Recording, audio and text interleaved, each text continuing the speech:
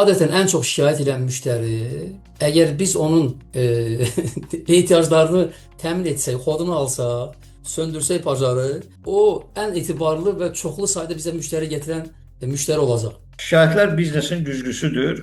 Şikayətlərlə işləməyən şirkət özünü hamıdan yaraşıqlı hesab edən amma heç vaxt güzgüyə baxmayan adama bənzəyir. Müşteri hiss etməlidir ki, onun üçün dəyərlisən, bağlısan və hər yerdə belə münasibət gördükdən sonra və qəfildən bir tamam başqa bir fərqli münasibət gördüyündə əriyir.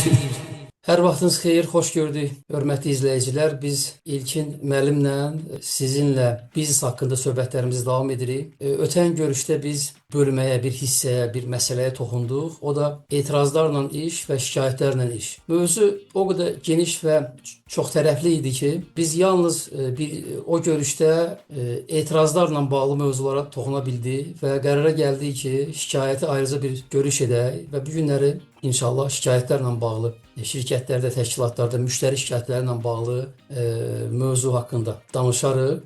Mən İlkin müəllimi salamlayıram. Xoş gördük İlkin müəllim. Xoş gördük Emin müəllim. Mən də sizi salamlayıram, izləyiciləri də salamlayıram. Ümid edirəm ki, həmişə kimi bu mövzumuz da maraqlı və faydalı olar. İnşallah. Deməli, mən sizdən xahiş edərəm ki, ötən görüşdə tərif verdik. Qısa bir, yəni də tərif verərik. Adətən biz danışdıq ki, şirkət rəhbərləri, şirkətlər bu iki anlamı bəzən səhv salırlar və yaxudsa eyniləşdirirlər. Etirazlarla iş və şikayətlərlə iş barəsində söhbət gedir və zəhmət olmasa etiraz nədir, şikayət nədir? Qısa bunların fərqini deyək və inşallah keçək mövzumuza. Əlbəttə, deməli bir daha qeyd edək ki, bu iki məfhum bir-birindən fərqlidir və biznes yanaşması nöqteyi nəzərindən də fərqlidir. Ümumiyyətlə, hər ikisinin oxşar və fərqli cəhətləri var. Oxşar cəhətləri odur ki, müştərinin narazılığı və yaxud da sualları və yaxud da gözləntiləri var. Və bu gözləntilərlə bizim verdiyimiz xidmət və yaxud mal, məhsul üst-üstə düşmürsə, müştəri narazı qalır, belə deyək, ya etiraz edir, ya şikayət edir. Bəs əsas fərqli cəhəti nədir? Əsas fərqli cəhət odur ki, etiraz satış prosesinin bir mərhələsidir. Yəni, əgər müştəri hansısa bir məsələ ilə bağlı sual verirsə, narazılıq ifadə edirsə, bu o deməkdir ki, o hələ məhsulu almayıb və yaxud xidməti almayıb. Əgər yox, məhsul və xidmət alınıbsa, artıq müştəri tərəfindən və o narazı qalıbsa və öz narazılığını bildirirsə, ifadə edirsə, bu isə artıq şikayətdir. Biz keçən dəfə etirazlarla bağlı qeyd elədik ki, satış prosesinin hər mərhələsində buraxılan səhvlər etiraz mərhələsində satış işçisinin üzərinə qayıdır və o, belə deyək, cavablandıra bilmədiyi, düzgün çatdırmadığı məlumatları, dinləmədiyi müştərinin məlumatlarını etirazlar mərhələsində dəf eləməli olacaq. Amma bu etirazlar mərhələsinə qədər keçən mərhələlərdə nə qədər effektiv işləyərsə satıcı, etirazlar mərhələsində bir o qədər az etirazla rastlaşacaq. Amma şikayətlər isə dediyimiz kimi artıq bizim məhsul və xidmətlərimizdən istifadə edən müştərilərin narazılıqlarıdır. Bu daha ciddi bir məsələdir. Ona görə ki, yəni şikayətlər doğrudan da belə deyək də biznes üçün böyük əhəmiyyət daşıyır və təəssüflər olsun ki, bəzi hallarda biz müşahidə edirik ki, sahibkarlar buna o qədər də dərin əhəmiyyət vermirlər. Şirkət rəhbərləri, şirkətlər özləri də şikayətdən qorxurlar, şikayət olmasın. Elə edək ki, ümumiyyətlə şikayət. Əlbəttə bu yanaşma doğrudur. Yəni maksimal dərəcədə çalışmaq lazımdır. Sizdən şikayət olunmasın, amma təbiətdə ideal belə hal mümkün deyil də. Şirkətdən, məhsuldan şikayət olunmasın. Bu həm də ki, indi siz biznes konsultasiya ilə məşğulsunuz. Bu demək olar ki, pulsuz konsultantlardır da, belə deyək də. Bizim kollegalarımızdır ki, hansı ki biznesə tövsiyələr verir şikayət ilə. Amma bir şərtlə ki, əlbəttə ki, şikayətlərin vaxtında emalı vacibdir. Bu şikayətlərin vaxtında emalı nə kimi deməli vacibdir və bunu e, vaxtında yerinə yetirmək, vaxtında bunu icra etmək nə kimi fürsətlər verir, nə kimi imkanlar verir şirkətlərə? Çox yaxşı sualdır, maraqlı məqamdır. Amma mən bu suala tam cavab verməmişdən əvvəl istəyərdim ümumiyyətlə şikayətlərə yanaşma haqqında danışım. Çünki şikayətlərin biznesdə olmasını qəbul edən sahibkarların da yanaşması fərqli ola bilir. Bir qrup hesab edir ki, şikayət edən müştərilər bizim biznesin dostlarıdır. Amma bir qrup da hesab edir ki, şikayət edən müştərilər bizim biznesin düşmənləridir. Onlar bizə lazım deyil. Narazıdırsa heç gəlməsin mənim yanıma, heç mənim məhsul və xidmətimi almasın. Və təəssüf ki, belə düşünənlər də var. Amma yeri gəlmişkən qeyd eləmək lazımdır ki, burada statistikaya müraciət eləmək yaxşı olar. Statistika nə deyir? Statistika onu deyir ki, sizin məhsul və xidmətlərinizdən narazı qalan müştərilərin yalnız 5%-i şikayət edir. Qalan 95%-i nə edir? Üzün çevirir, gedir başqa yerə. Biz heç bilmirik ki, o müştəri nədən daha gəlmədi, nədən narazı qaldı, niyə bizdən almır, niyə satış azalır, niyə müştərilərimizin sayı azalır. Deməli, bu birinci statistikadır ki, 20 nəfərdən biri şikayət edir. Çünki insanlar adətən konflikt meyilli deyirlər. İnsanlar öz əhval-ruhiyyəsini korlamağa meyilli deyirlər. Hansısa bir şeydən narazı qalanda deyirlər ki, bunlar onsuz da düzələn deyil. Yəni, əksər insanlar elə düşünür və o konfliktdən yayınmaq üçün heç fikrini də ifadə eləmir, gedir. Bu birinci məsələ. İkinci məsələ, nəyə görə şikayət bizim üçün bir hədiyyədir. Siz dediyiniz kimi pulsuz məsləhətçilərdir şikayət edənlər. Birincisi, onu qeyd elədik ki, 20 nəfərdən biri şikayət edir. İkincisi, şikayət edən müştəri bizim biznesdə olan problemlərə diqqətimizi cəlb edir. Biz o şikayətlərlə işləyəndə, şikayətlərin məlumatlarını toplayanda biz harda zəif tərəflərimiz var, harda problemlərimiz var, onları izləyə bilirik. Ağrılı nöqtələri. Ağrılı nöqtələri, tamamilə doğrudur. Və üçüncüsü, şikayət edən müştəri onun narazılığını razılığa çevirmək üçün bizə şans verir, şərait yaradır. Bəli. Amma üzünü çevirib şikayət eləmədən gedən müştəri bizə o şansı vermir. Doğru. Deməli, bu üç məfhumu əgər bir yerə gətirsək, bir mənalı surətdə deyə bilərik ki, şikayət edən müştərilər biznesin dostudur. Faydalı adamlardılar bizə. Sahibkarın dostudur. Ola bilər işçiləriniz sizinlə razılaşmasın. Ola bilər o işçidən ki, şikayət olur, onu cəzalandırarsınız deyə o şikayət edən müştəriyə nifrət eləsin. Belə hallar da olur. Amma bir mənalı surətdə şikayət edən müştəri biznesin dostudur.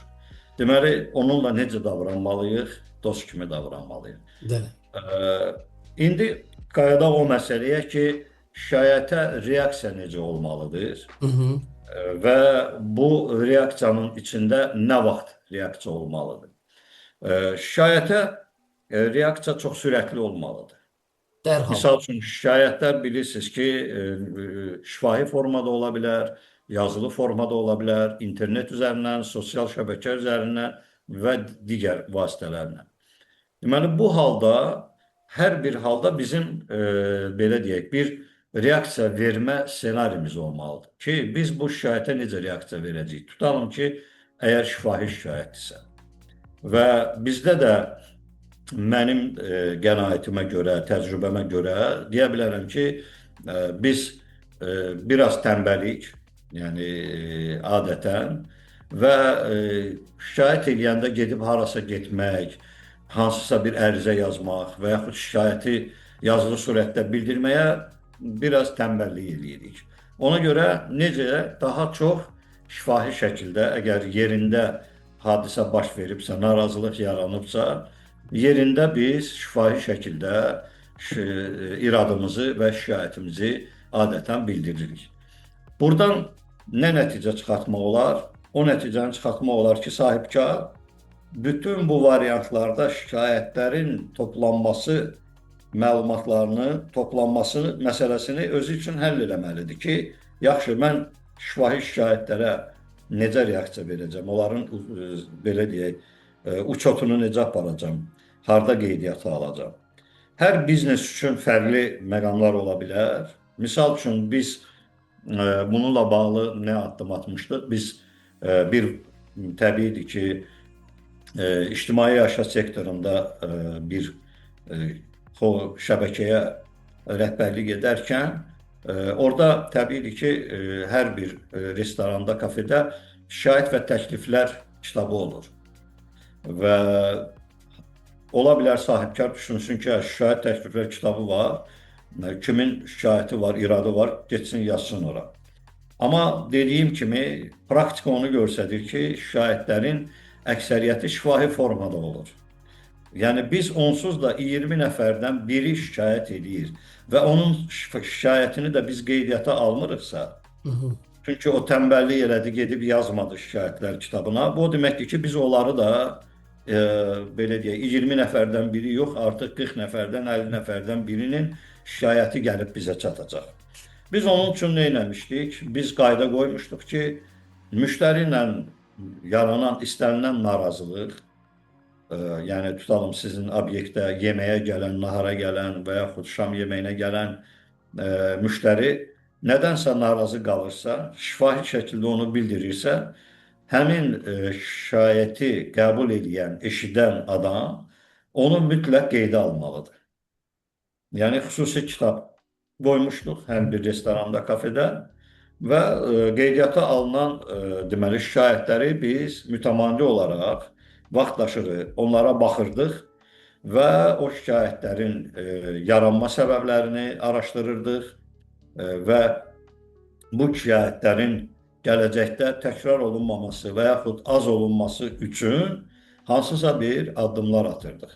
Əgər mən o şikayətləri heç bir formada qeydiyyata almıramsa, heç bir yerdə əks olunmursa və yalnız mən onu deməli müştərinin narazı qaldığı adamın üzərinə həvalə eləyirəmsə, bu əlbəttə ki, sahibkar üçün yanlış addımdır.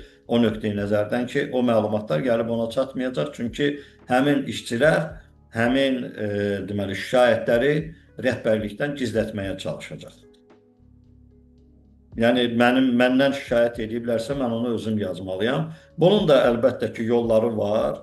Məsəl üçün kimsə düşünə bilər ki, deyə bilər ki, o adamın haqqında da şikayət ediblərsə, o gedib onu özü yazacaqmı kitaba?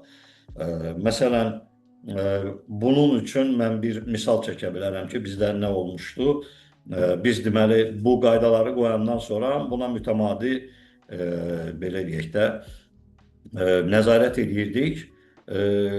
Formalardan biri o idi ki, biz rübdə bir dəfə mystery shopperlər göndərirdik və onları əvvəlcədən hazırlayırdıq ki, onlar gedib nədənsə narazılıq eləsinlər yerində. İndi o ictimai yaşayış sektorunda narazılıq tapmaq mümkündür də, yəni belə deyək. Elə də çətin deyil. Yəni heç olmasa da belə öz tükünü götürüb yeməyin içinə ata bilərsən də. Bizim üçün əsas məsələ o idi ki, o şikayət qeydiyyata alınacaq yoxsa yox.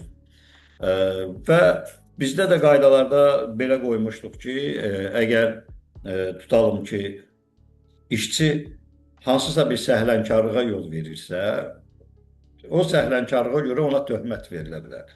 Amma o səhlənkarlığa yol verib, sonradan ondan olunan şikayəti qeydiyyata almayıb, o deməkdir ki, məlumatı rəhbərlikdən gizlədib, o adama artıq 2 qat yəni töhmət, yəni şiddətli töhmət və xəbərdarlıq verilirdi. Yəni bu adam onu yazmağı daha özünə belə deyək də daha çox rəva bilirdi, nəinki ki, onu gizlətməsi. Çünki belə hadisələr baş vermişdi. Bizim tanışımızın biri hətta heç o gizli alıcı xidməti olmadan da belə tanışımızın biri deməli gedəndə deyirdi ki, mən bəs belə ora getmək istəyirəm, orada necədir filan. Biz də demişdik ki, hə, get problem yoxdur. Nəsə lazım olsa, orada problem olsa xəbər elə, bir də dəstək olmağa çalışaq. Sonradan həmin adam deməli bir gündən sonra soruşdu ki, getdiniz, hər şey yaxşı oldumu, uşağın ad gününü keçirdiniz filan. Hər şey yolunda oldu. Dedi, hə, hər şey yolunda oldu, amma bir məsələ oldu. Nə məsələ idi? Hə, heç nə, bu salatın içindən, o kahının içindən o deməli bu yarpaq qurdu olur, yapışır. Onu yuyanda da bəzən görürsən ki, getmir. Bəs qurd çıxdı, uşağın yeməyində nəsə belə biraz belə şey olduq, mütəəssir olduq. Yəni mən dedim ki, üzrlü say, nətər oldu, bəs sonra dedi, heç nə, problem olmadı, gəldilər, üzr istədilər, salatı dəyişdilər, pulunu almadılar, hər şey yolunda. Narahat olma, çox sağ ol. Mən də təşəkkür elədim, amma nə elədik, auditə tapşırdıq ki, get yoxla gör, o hadisə kitaba düşüb yoxsa yox.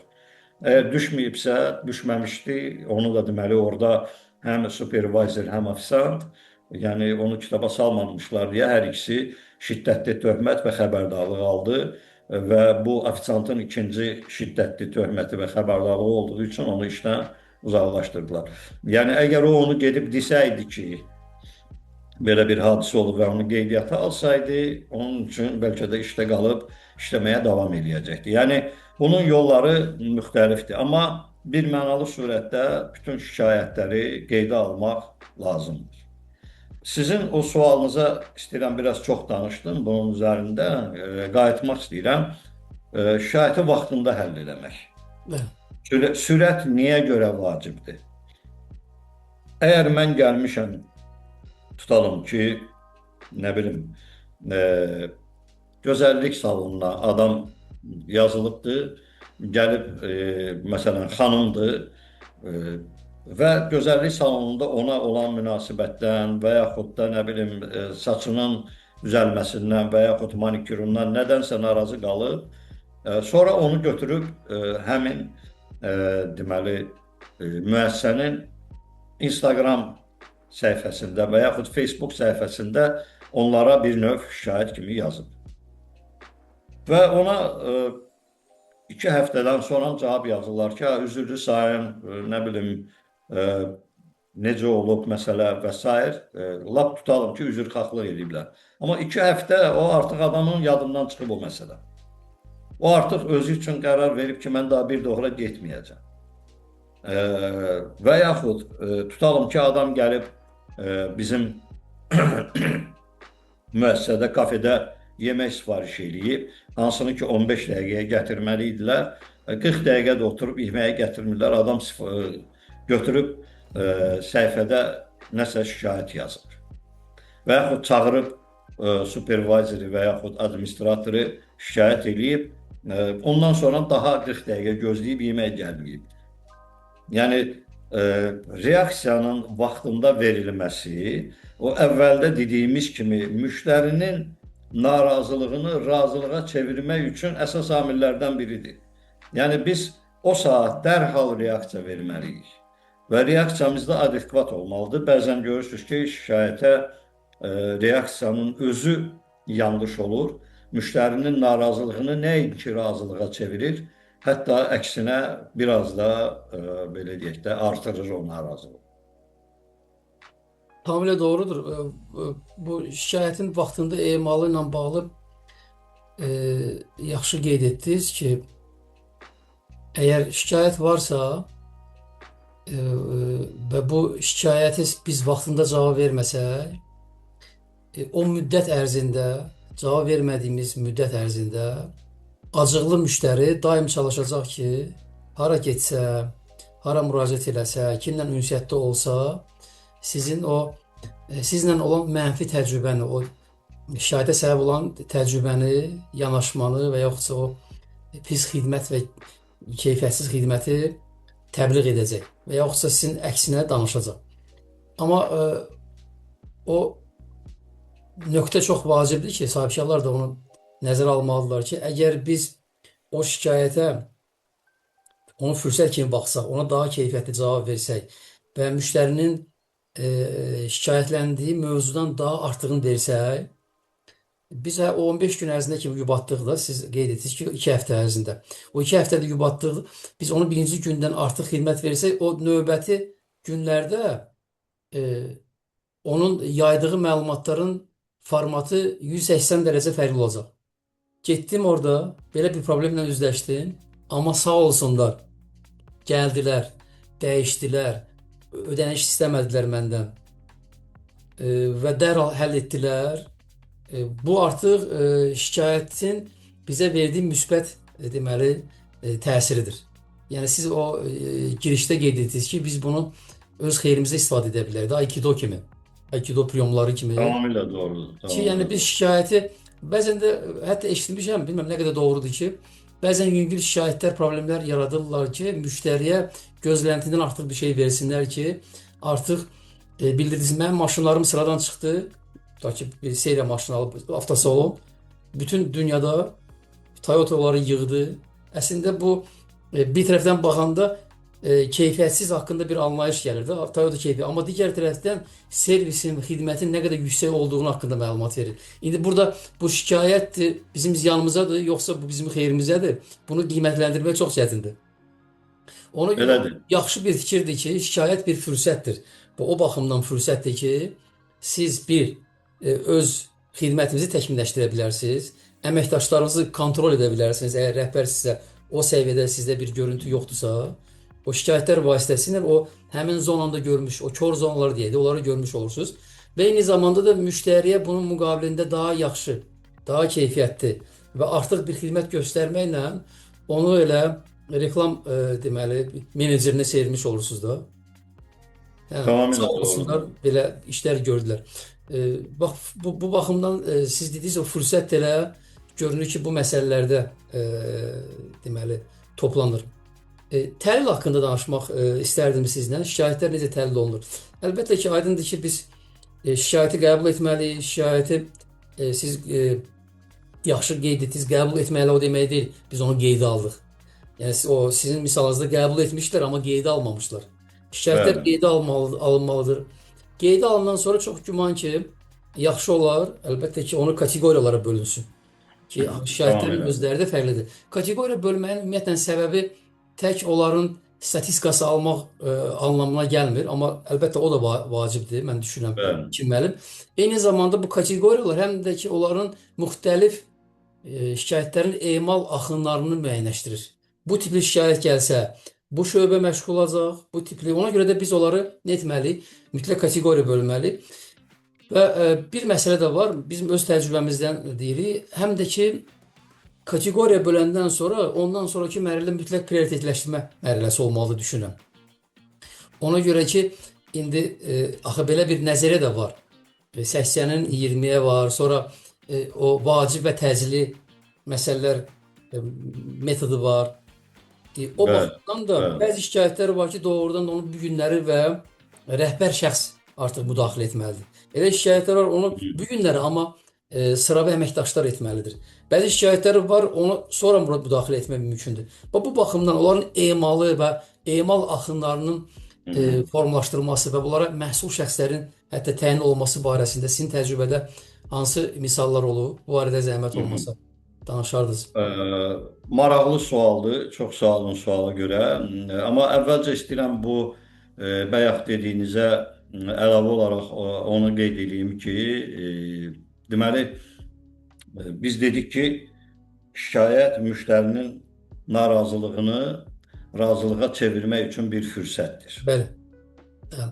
Birincisi, burada bu narazılığı razılığa çevirmək üçün əməkdaşlara hansısa bir səlahiyyətlər verilməlidir.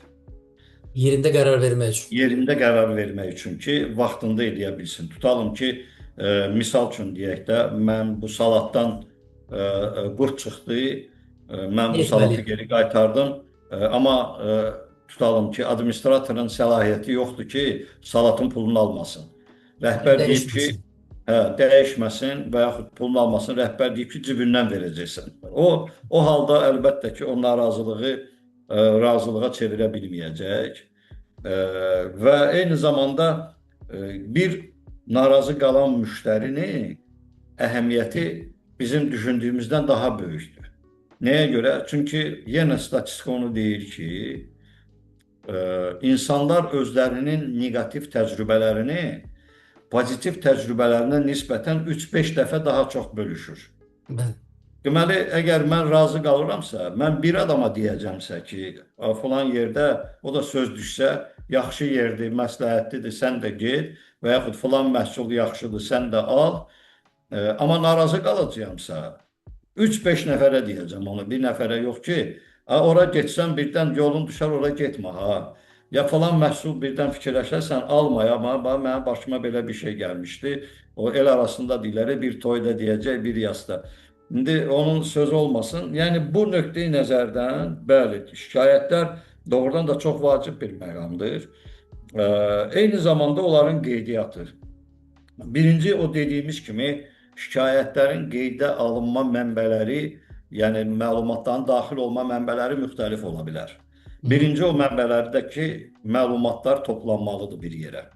Bəli. İkincisi, demək lazımdır ki, əgər şikayətləri biz bölürüksə, mən təcrübəmə görə deyə bilərəm ki, şikayətləri 3 yerə bölmək olar. Ən azı.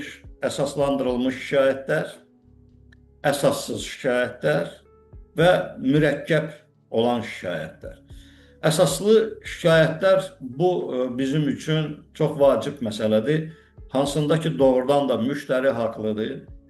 Doğrudan da onu incidiblər, səhv eləyiblər, vaxtında keyfiyyətli xidmət göstərməyiblər və s. və ilaxır. Bu birmənalı surətdə bizim günahımızdır və biz bunların haqqında ölçü götürməliyik.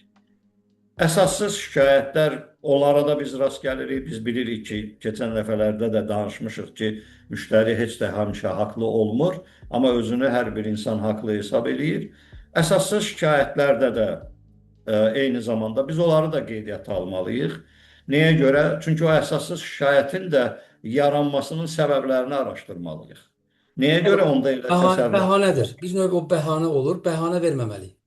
Tamamilə doğrudur. Bəhanə verməməliyik və yaxud adam məlumatsız olub, müqaviləsini oxumayıb və yaxud ona verilən, tutalım ki, məlumatı, WhatsApp-da göndərilən məlumatı oxumayıb gəlməmişdən qabaq və yaxud səhv başa düşüb, mən elə bilirdim ki, deyir və s. Bu da o deməkdir ki, deməli biz gələcəkdə bu təkrarlanmaması üçün hansı addımlar atmalıyıq? Deməli, bir dəfə zəng edib telefonla başa salandan sonra WhatsApp-la da əlavə göndərək və yaxud da müqaviləni oxumursa xahiş eləmək lazımdır ki, xahiş edirəm müqaviləni oxuyun, əgər vaxtınız yoxdursa, baxın bu məqamlara sizin diqqətinizi cəlb eləmək istəyirəm və s. kimi, yəni bu əsassız şikayətlərin də azaldılması üçün addımlardır. Bir də olur mürəkkəb məsələ, yəni mürəkkəb məsələ nədir? Elə hallar da olur ki, müştəri özlüyündə haqlıdır, amma bizim də böyük mənada günahımız yoxdur. Amma istənilən halda şikayətə reaksiyamız bizim adekvat olmalıdır. Yəni çox vaxt görürsünüz ki, yəni belə hallar da olub da müştəri əsassız şikayət edib və satış işçisi də görür ki, bu əsassız danışır, günah müştərinin özündədir.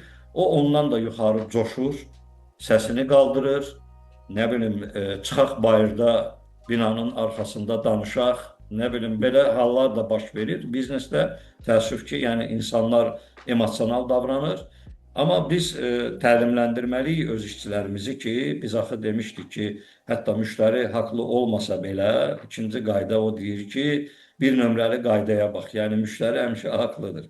O nöqteyi nəzərdən şikayətlərlə davranmaq qaydasını öyrənməliyik. Yəni, müştərinin narazılığını sona qədər dinləmək, heç vaxt özünə çalışıb bəraət qazandırmamaq ki, yox, biz düzük, sən səhvsən. Müştərinin empatiya ilə yanaşmaq, özünü yerinə qoymaq və müştərinin probleminin araşdırılmasını, təşəbbüsünü göstərmək, müştəriyə bu haqda məlumat vermək, yəni bu addımlarıdır ki, şikayətləri necə işləməliyik və müştərinin narazı qaldığı işi başa çatdırmaq, sona çatdırmaq. Hətta ondan sonra o follow-up deyirlər, onu da yəni satışdan sonraki və yaxud məsələnin həllindən sonraki nəzarətimizi də əlimizdə saxlamalıyıq ki, çünki şikayət edən müştərini biz adi müştəridən loyal müştəriyə çevirə bilərik. O Və bizi fürsət məsələsi. reklam edə biləcək müştəriyə çevrilə bilərik. Misal üçün deyək, tutalım ki, biz müştərinin öz iradını bildirməsi üçün, əgər narazılığını və yaxud təklifini, təşəbbüsünü bildirməsi üçün müxtəlif vasitələr yaradırıq. Yəni omni-channel deyilən müxtəlif çox kanallı sistemlə biznes böyüdükcə işləməlidir. Və bunların sırasında biz eyni zamanda tutalım stollara bir biznes kart kimi bir şey qoyurduq və üstündə yazırdıq ki, iradınız və ya təklifiniz varsa bizə bildirin. Orada bir e-mail ünvanı var idi, orada bir WhatsApp var idi və s. Müştərinin də biri sifariş edib və götürür elə yeməyi gecikir deyə götürür elə telefondan, e-maillə həmin ünvana götürür, kart gözünə dəyir, oturub yemək gözləyir, bekarçılıqdır. Kartı götürür, yazır həmin ünvana ki, 20 dəqiqədə oturmuşam, mənə yaxınlaşan yoxdur. Və bu həmin e-maildə yalnız bir nəfərə yox, həmin təşkilatın rəhbərinə, administratora, əgər bu holdingin tərkibindədirsə auditə, nə bilim, bu sahəyə nəzarət edən rəhbərlərə birdən-birə ötürülməlidir ki, məsuliyyət hissi olsun bütün işçilərdə. Və bu onu yazandan bir dəqiqə sonra administrator ona yaxınlaşır, üzr istəyir. Deyir ki, bəli, düz deyirsiniz, biz yeməyi gecikdirmişik, bizdə mətbəxdə bir kazus baş verib, onunla bağlıdır, çox üzr istəyirik, 2 dəqiqə ərzində sizin yeməyinizi gətirəcəyik və o gətirdiyi yeməyi hansını ki gecikdirmişdi, yəni belə deyək də, adam birinci yemək kimi sup sifariş edib, sonra ikinci yemək sifariş edib, ikinci yemək gəlib, amma sup gəlməyib. O supu da ona verəndə onun pulunu almadılar. Çünki o səlahiyyət artıq yəni o rəhbərə verilmişdi. Ona görə də burada həm vaxt məsələsi var, həm qeydiyyat məsələsi var, həm belə deyək də rəhbərliyin diqqəti məsələsi var.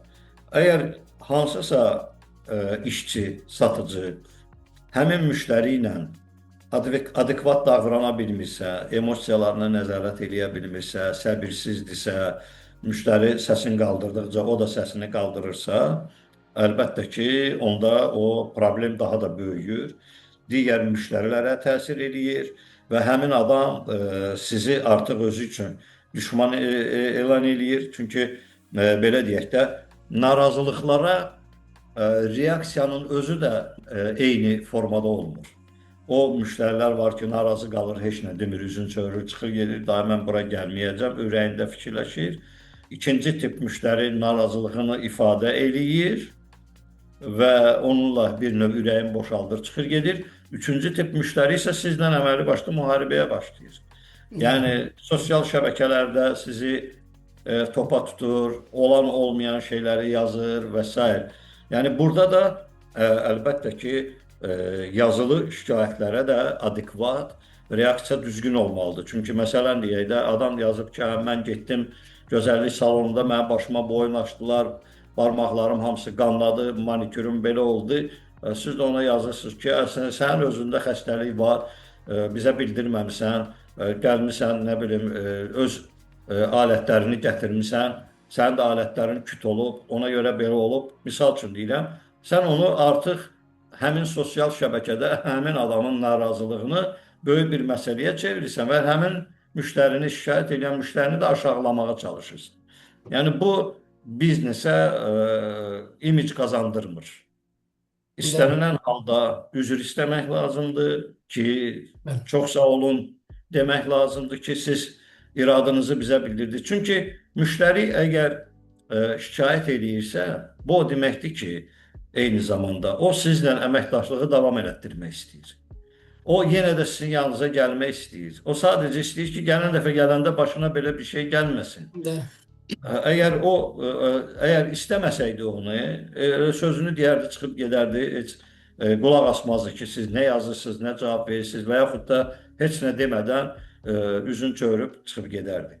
Yəni, bunu normal qəbul eləmək lazımdır ki, şikayət edən müştəri bizim problemimizə yönəldir diqqətimizi, bizi ilə əməkdaşlığı davam elətdirməyə çalışır. Bizim belə deyək, onun narazılığını razılığa çevirməyə bizə fürsət verir.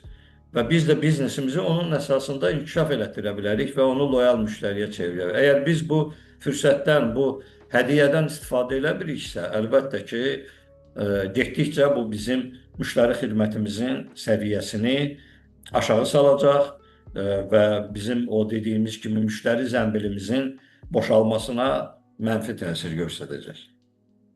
Bəli, tamamilə doğrudur. Biz ötən görüşlərdə də bu barədə danışdıq ki, yəni müştəri şikayətlərinin emalına təyin olunan şəxsin, o əməkdaşın, mütəxəssisin ən böyük xüsusiyyəti səbir və ədəbdir.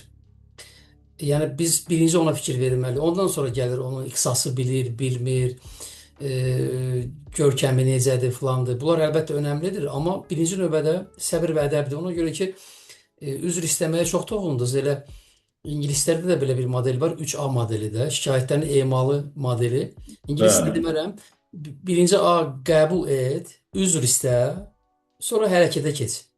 Yəni görünür ki, Achieve, sonra apologize, sonra action. action, bəli. Bu deməkdir ki, yəni biz müştəriyə bunu çatdırmalıyıq da. Görməlidir ki, biz yəni mən sizi başa düşürəm, mən sizi anlayıram. Sizdən üzr istəyirəm. Sonra isə hərəkət keçmək odur ki, inşallah mən bilmirəm 2 saatdan sonra sizin məsələniz həll olacaq. Müştəriyə bu lazımdır. Tamamilə doğrudur. Səni anladım. Sənə üzr istəyirəm buna görə və hansı müddətə, bunu qısa müddətə aradan qaldıracağam, konkret addımlarımı göstərirəm. Kim bunu eşidirsə, əlbəttə ki, təslim və ram olacaq ki, məni dinlədilər. Əslində insanlara dinləmək, onları ehtiyacı var. dinləsinlər, ehtiyacı var. Mən belə bir psixoloji bir an da deyim, hansı ki biz bunu öz komanda daxilimizdə də müzakirə edirik. Adətən ən çox şikayət edən müştəri, əgər biz onun ehtiyaclarını təmin etsək, kodunu alsaq, söndürsək pajarı, o ən etibarlı və çoxlu sayda bizə müştəri gətirən müştəri olacaq. Bunun psixoloji deməli cavabı və izahı ondan ibarətdir ki, adətən o bayaq qərəzli, qərəzsiz şikayətlər var idi da. Adətən bu çoxları qərəzli olduğuna görə bunların təbiəti qərəzlidir. Bunlar deməli hər yerdə belə şikayət etmək vərdiş ediblər və çox yerdə də keyfiyyətsiz xidmət görüblər. İnsan qərəzli eləyəndə əks tərəf şirkətlər adətən onu anlamaq əvəzinə onu haqsız olduğunu sübut eləməyə çalışırlar. Siz hansı qeyd etdiniz ki, bu yol verilməzdir. Müştəri hiss etməlidir ki, onun üçün dəyərlisən, bağlısan və hər yerdə belə münasibət gördükdən sonra və qəfildən bir tamam başqa bir fərqli münasibət göründü, əriyir. Məni heç kəs qəbul etmədi, bunlar məni qəbul etdi, bunlar məni anladı və özünü qarşı tərəfə, onun o illərlə o hisslər ki vardı, hansı ki mənfi, negativ yığılmış, siz onu həll etmiş olursunuz, o özünü borclu hiss eləyir. O borcu qaytarmağın bir yolu var ki, sizi dostlarına tövsiyə eləmək, başqa yol yoxdur. Tamamilə doğrudur. Bax, sizin sözünüzə qüvvət, deməli, müəllifləri unutmuşam, amma belə bir mən kitab oxumuşdum. Əsas fikirlərdir. Əsas fikirlər vacibdir. Ömür boyu müştərilər, deməli bu Amerikada avtoservis şəbəkəsinin Klient na всю жизнь, rus dilində oxumuşdum onu, düz deyirsiniz. Avtoservis şəbəkəsinin 2 sahibinin Amerikada ən böyük avtoservis şəbəkəsidir. Yəni minlərlə şəbəkələri var müxtəlif şəhərlərdə. Onların kitabından mən onu oxumuşdum. Orada belə bir hadisə baş verir. Deməli, avtoservisə gələn maşınını gətirən adam gəlir bir gündən sonra maşınını götürür. Və sabahsı günü zəng eləyir avtoservisə, deyir ki, mən maşınımı gətirəndə mənim maşınımda deməli bir çətir var idi, qara rəngdə çətir. İndi maşını götürmüşəm, mən çətir yoxdur. Sizin avtoservisdə itib, mənim çətirimi xahiş edirəm, tapın, gətirin.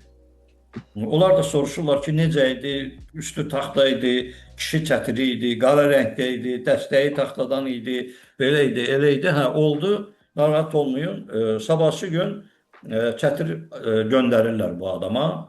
E, Gətirib ona çətiri verirlər. 2 gündən sonra özü zəng edir təzədən ki, mən sizdən üzr istəyirəm. Bu çətir, sən demə evdəymiş çətir. Siz də gətirib mənə çətiri vermirsiniz də.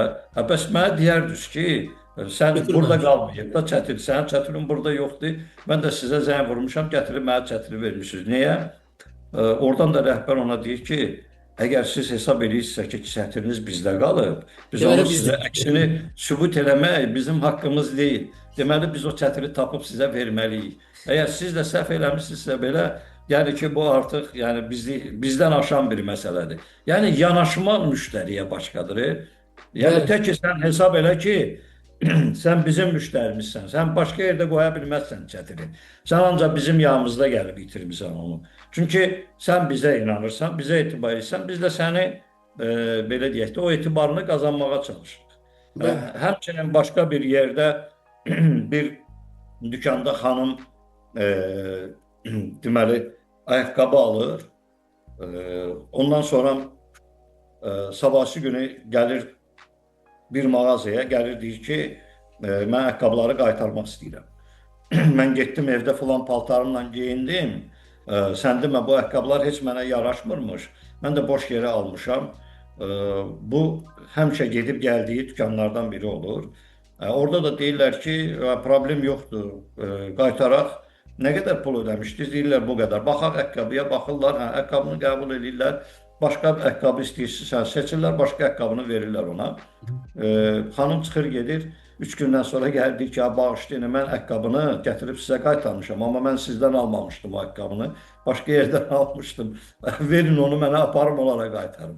Yəni yenə də müştərini yönümlü düşünən şirkət fikirləşir ki, bu indi yaxşısın. Mən desəm ki, mən qaytarmam, məndən almamısan bu ayaqqabını.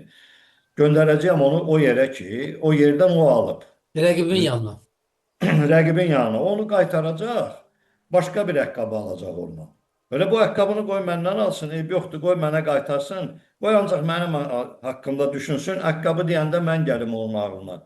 Amma görürsünüzmü, həyatda o müştəri artıq sizin ona münasibətinizdən sizə bir növ elə bağlanır ki, bax o kitabda da deyir ki, onlar hesablayır ki, əgər mən müştərini 20 yaşından 60 yaşına qədər sürəcəyi bütün maşınları mənim servisimdə gətirib düzəltdirsə, mən bir müştəridən onun o ömür boyu müştəri dediyimiz 300 min dollar hər müştəridən mən pul qazana bilərəm. Yəni hesablamalarına görə orta çəklə filan, yəni hesablayırlar.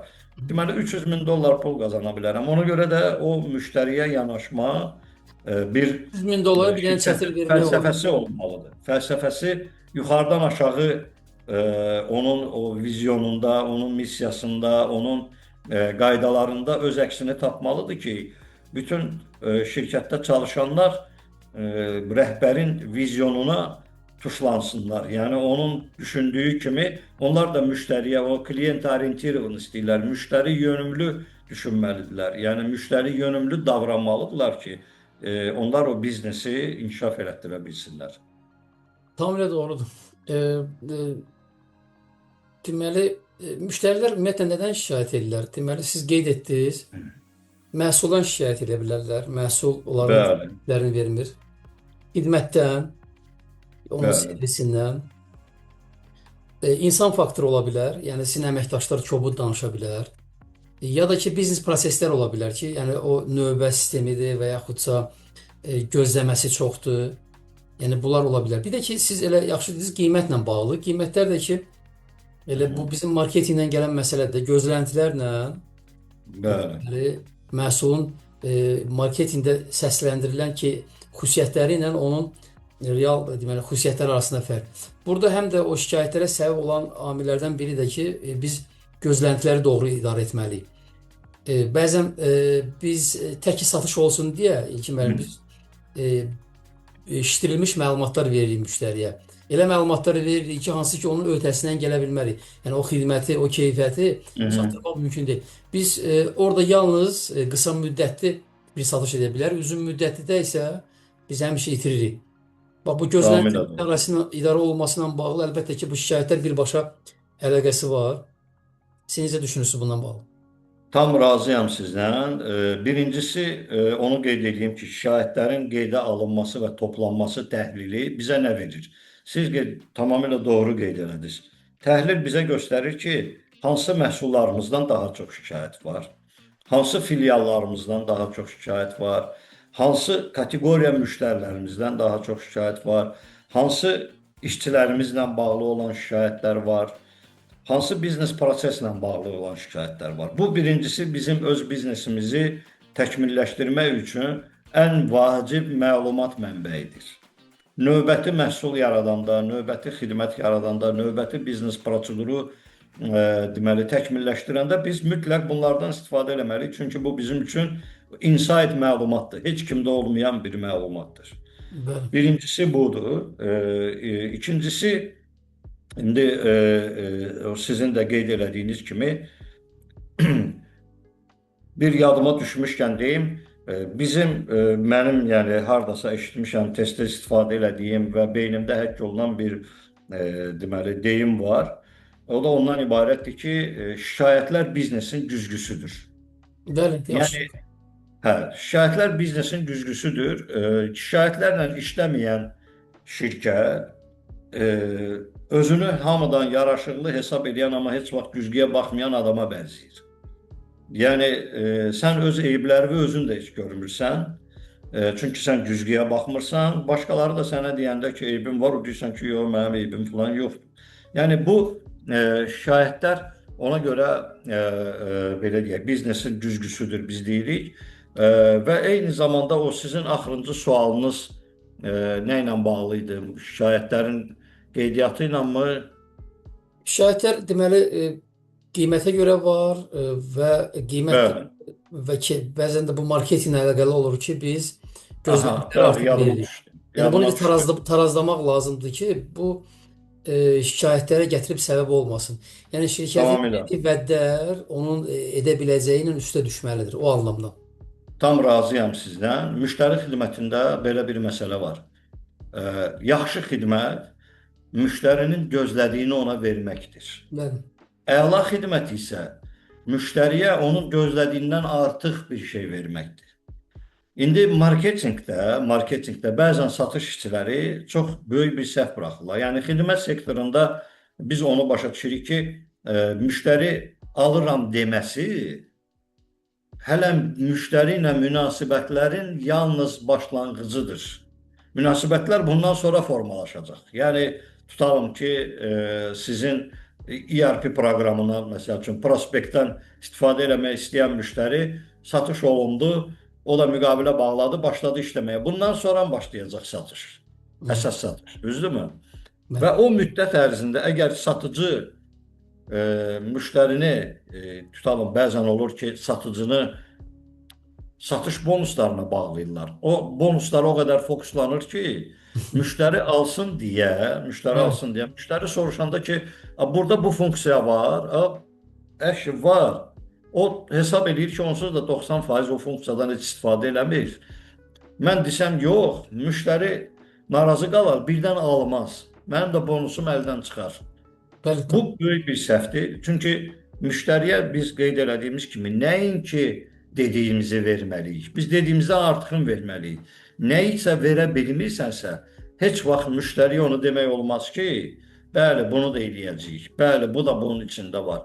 Çünki o bir mənalı sürətdə müştərinin növbəti mərhələdə narazılığına və şikayətinə gətirib çıxaracaq. Yəni əvvəldən biz elə bil özümüz o şikayətin təməlini özümüz qoymuş oluruq.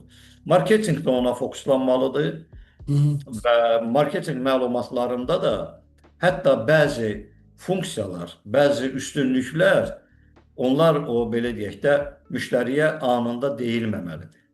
Çünki tutalım ki, elə bir məqamlar var ki, satışda müştərinin prinsipial qərar qəbul eləməsi lazımdır.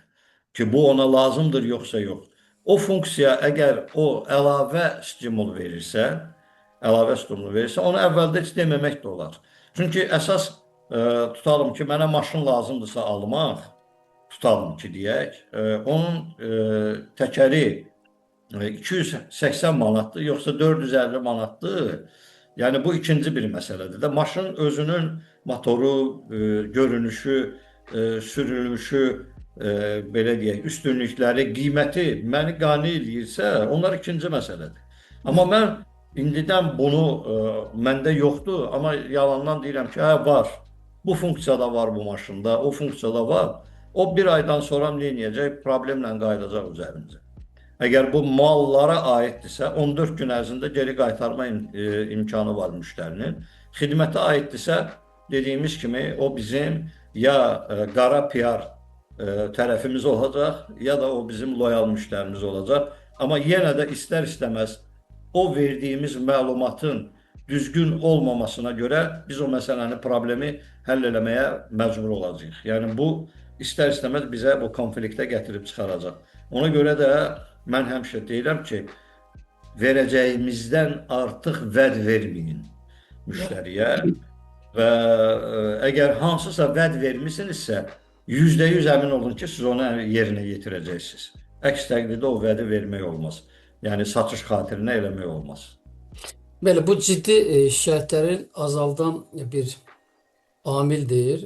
Təəssüflər olsun ki, kiçik şirkətlər bəzən də rəqabəti bunda görürlər. Yəni mən daha artıq vəd verim, olmayan şeylərdə vəd verim, olmayan şeylərlə diqqət cəlb edeyim, satışı indi qaldırım. Amma bu qısa müddətli strategiyadır. Siz həmin gün satış edərsiniz.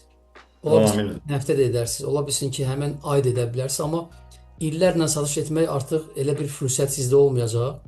O baxımdan ki, gələnlərin sayı daha az olacaq.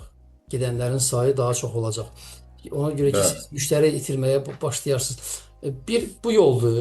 Gözləntilərin düzgün idarə olunması məsələsi və vədlərin idarə olunması məsələsi. Bir də şikayətlərin azalması ilə bağlı rəhbər şəxsin özünün də birbaşa siz qeyd etdiniz, o diqqətində olmalıdır bu məsələ. Yəni müştəri şikayətləri elə bir vacib, o bir deyim vardı, deyir marketinq elə bir vacib bir şeydir ki, onu marketoloqa həvalə etmək olmaz. Yalnız marketologlara həvalə etmək olmaz. İndi bu şikayət belə bir şey deyil ki, bunu müştəri xidmətinə yalnız həvalə edərsiniz.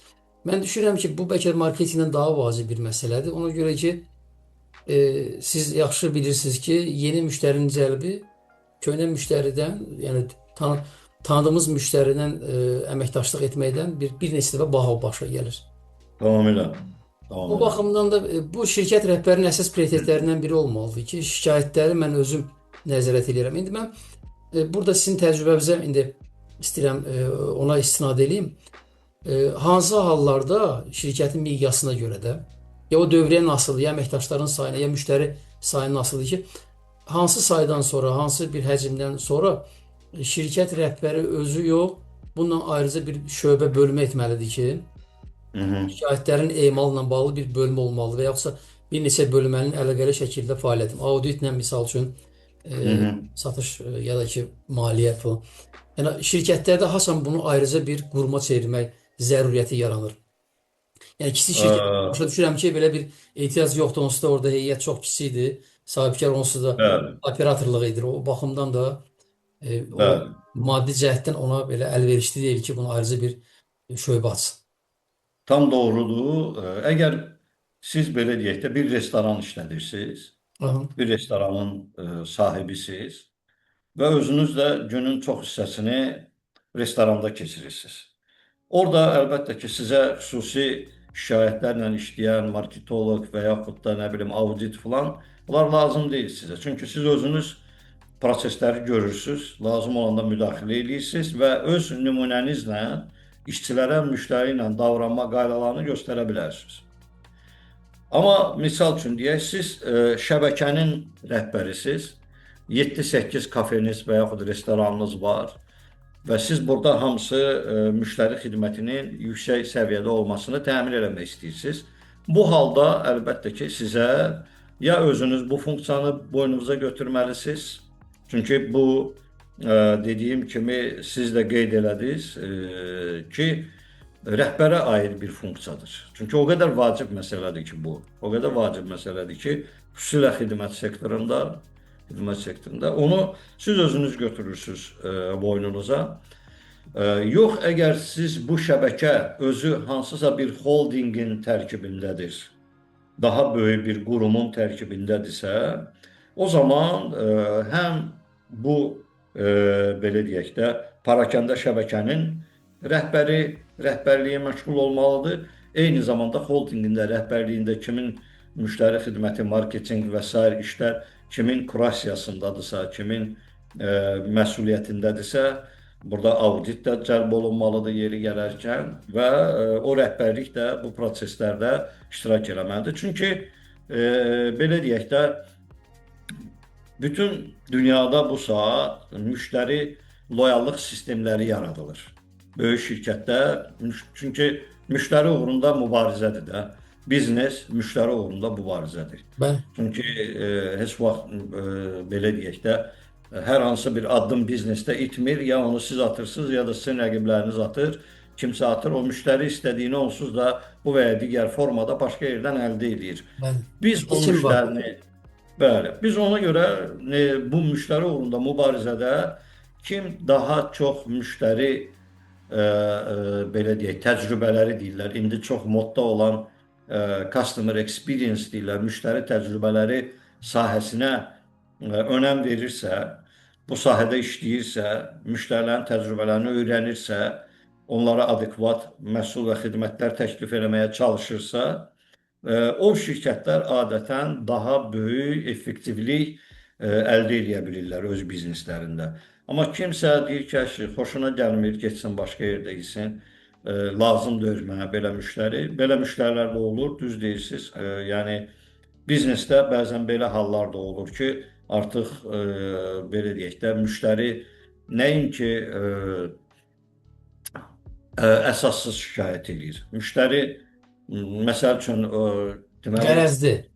qərəzli yanaşır məsələyə, bəlkə də bu bilə-bilə eləyir, bəlkə də bu rəqibin adamıdır. Yəni belə hallar da rastlaşmışıq. Demotivasiya etmək üçün bizi... Təəssüf ki, belə hallarla da rastlaşmışıq. Misal üçün bir Ryanair şirkəti, bu low cost deyirlər, ucuz aviabiletlərlə, ucuz daşımalarla məşğul olan bir şirkətdir. Orada onu deməli müştəri əlaqələri departamentinin rəhbəri olur və o rəhbərə hər dəfə bir xanım məktub yazır. Və bu xanım deməli bu low cost olduğuna görə orada içəridə təyyarənin içində komfort olmur, nə bilim əlavə yemək vermirlər, oturacaqlar daha bir-birinə yaxın olur, nə bilim əlavə yük aparmaq əldə icazə vermirlər və belə.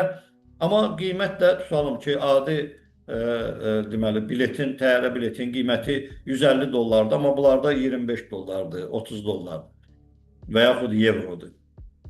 Xanım da bundan bilə-bilə ki, bu xidmətlər yoxdur, hər dəfə bu xidmətdən istifadə edir və hər dəfə də həm təyyarədən narazılıq bildirir və gələndən sonra da yaşlı qadın olur, deməli, həm də məktublar yazır. Məktublar yazır və bu bir müştəri xidməti departamentinin rəhbəri baxır, görür ki, bir il ərzində xanımdan 56 dənə məktub alıb və hamısına da cavab yazır. Və xanım yenə də şikayət eləməkdə davam edir və yenə də nəsə tələblər qoyur ortaya. Axırda o bezir, aparır bütün bu məktubların hamısını, verir direktora, deyir ki, mən bu xanımla bacarmıram. Siz özünüz nə istəyirsiniz, ona yazın bir cavab. Direktor da götürür onu e-maillə bir məktub yazır ki, rus dilində mən oxumuşdum, indi tərcümə eləməyə də çalışaram. Yazır ki, Mrs. Harrison, nam будет вас не хватать. Yəni, biz sizlə xudafizləşirik. Bəli, biz yəni sizin üçün darıxacağıq. Yəni ki, daha gəlmədə bizim, yəni biz sənə I will miss you. I will miss you. Yəni belə hallar da olur. Təəssüf ki, biznesdə belə hallar da olur. Amma istənilən halda biz özümüzün bir korporativ mədəniyyətimizi formalaşdırmalıyıq bununla bağlı ki, bizim yanaşmamız necədir? Çünki elə adamlar milyonda bir olur, mində bir olur təklük. Biz elə bir müştəriyə görə, qərəzli müştəriyə görə digər müştərilərimizi də belə deyək də ayağa verə bilmərik də. O nöqteyi nəzərdən biz öz mədəniyyətimizi, Hem korporativ müşteri hem de limitimizi ki saxlamalıyıq. prensiplerimizdi. Prensiplerimiz. Tamamilə doğrudur. Tamamilə doğrudur. Tamamilə doğrudur. İlkin müəllim, çox maraqlı görüş oldu. Vaxtımız elə sürətlə keçdi. Bir saatı necə keçdi mən açığı heç hiss etmədim, duymadım onu. Bu mövzuyla bağlı bir qısa fikriniz varsa deyiz. Məncə hamımızın danışdınız. Rezюme eləmək istəyirəm. Bu dəyərli fikirləri hamımızın istəyirəm ki, bir iki dəqiqəli nitqlə bunları rezюme edin. Fikriniz əgər qalıbsa deyə bilərsiniz, yoxsa mən Yox, buyurun. Yəni məncə bütün məsələləri əhatə Bəli. etməyə çalışdıq vaxt çərçivəsində. Bəli, Buyurun. bəli, çox maraqlı və faydalı görüş oldu. Yəni əsas burada sahibkarların nəticə çıxartmalı olan məsələlər bundan ibarətdir. Şikayətlər biznesin tərkib hissəsidir. Yəni bu qaçılmaz bir hissədir və hər dəfə siz bununla üzləşəcəksiniz. Yalnız sizin yanaşmağınız burada sizin uğurlu və uğursuz olmağınızı müəyyənləşdirər. Siz şikayətlərinize yanaşırsınız. Burada əsas məsələ müştərini anlamaq, dinləmək, üzr istəmək və konkret bu şikayətlə bağlı bir addımlar təklif etmək və iş görməkdir. Tamamilə. İnsanlar çox duyğusaldırlar. Üzr istəməyi də xoşlayırlar. Onlar üçün müəyyən işlər görülməsi də yüksək dəyərləndirilir. Ona görə də siz konkret addımlar atmalısınız. Digər bir insight, bir fikir düşünürəm ki, sahibkarlar üçün burada maraqlı ola bilər. Şikayətləri dinləməklə, onları qəbul etməklə yanaşı, onları qeydə almaq lazımdır. Biz bunu anladıq. Qeydə alandan sonra bunları müxtəlif kateqoriyalara bölmək lazımdır. Şikayətlərin bir-birindən fərqləndirilməsi sizə onlara fərqli yanaşmaların tətbiq olunmasına səbəb olacaq və yoxsa fərqli istiqamətdə, fərqli şəxslər və usullarla həll yollarını sizə ortaya çıxada bilər. Əlbəttə ki, həll etdiyiniz məsələ ilə bağlı mütləq dərhal müştəriyə məlumat vermək lazımdır ki, onun sizin haqqında mənfi fikirlərinizin yayılmasının qarşısını alarsınız. Və nə qədər tez etsəz, bir o qədər də xeyrinizədir. Ona görə ki, biz danışdıq ki, bu şikayətlərin emalı bir Aikido metoduna, priyomuna bənzər. Siz əgər düzgün emal etsəz və müştərinin gözləntilərini ona qaytarsaz, ondan artığını versəz, bu şikayət sizin üçün yeni satışlara, yeni müştərilərə çevrilə bilər hətta. Bu çox önəmli bir məsələdir. Şikayətlər daha çox qiymətlə bağlı olur bəzən iqtisadi məsələlərdə olanda, amma bilərsiniz ki, xidmətlə də bağlı ola bilər, sizin biznes proseslərlə bağlı ola bilər. Bu baxımdan da şikayətlər sizin biznesinizin təkmilləşdirməsi üçün bu istiqamətlərdə bir alətdir. Qiymət siyasətinə təzədən baxmaq üçün, müştəri növbəsinin idarə olmasına bağlı, onların xidmətin göstərilmə müddəti ilə bağlı bir düzəliş. Hətta sizin biznesə yaraşmayan, uyğun olmayan əməkdaşları belə aşkarlamaq üçün gözəl bir fürsətdir. Ona görə də müştəri şikayəti bir biznesin sanitarıdır. Belə deyək. Müştərilər özləri bir konsultantılar. Siz dediniz, bizim dostumuzdur şikayətçilər. Mən hətta biraz da gücləndirərdim sizin fikrinizi ki, onlar bizim müəllimlərimizdir. Biznesi bizə öyrədirlər, necə qurmaq lazımdır. Bu çox yaxşı bir fikirdir. Ona görə şikayət problem deyil.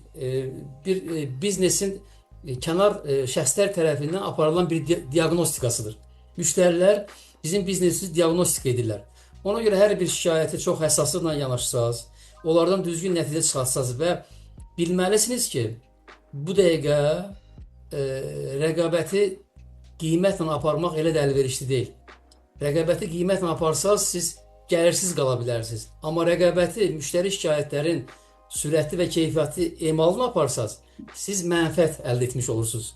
Bu çox vacib fikirdir. Ona görə də çalışmaq lazımdır ki, daha biznes üçün əlverişli və gəlir gətirən istiqamətlərə daha çox vaxt ayırasınız və sahibkarın kiçik orta biznesdə imkanı yoxdur ki, bununla bağlı ayrıca bir bölmə olsun və demək olar ki, kiçik orta biznesdə sahibkarın əgər top əsas 5 məsələsi var, 3 məsələsi varsa, bir nömrəli məsələ olmalıdır müştəri şikayətlərinin emalı və onların idarə olunması. İlkin müəllim, bu notla, bu yaxşı tövsiyələrlə, bu insightla mən tamaşaçılarımızla sağollaşmaq istəyirəm. İnşallah növbəti görüşmək ümidi ilə. Sizə də təşəkkür edirəm ki, öz dəyərli təcrübənizi bizlə belə həvəslə, istəklə və böyük məmnuniyyətlə bölüşdünüz. Mən təşəkkür edirəm. Sizə də, bütün sahibkarlara da işlərində uğurlar arzulayıram. Sağ olun. Görüşənə qədər. Sağ olun.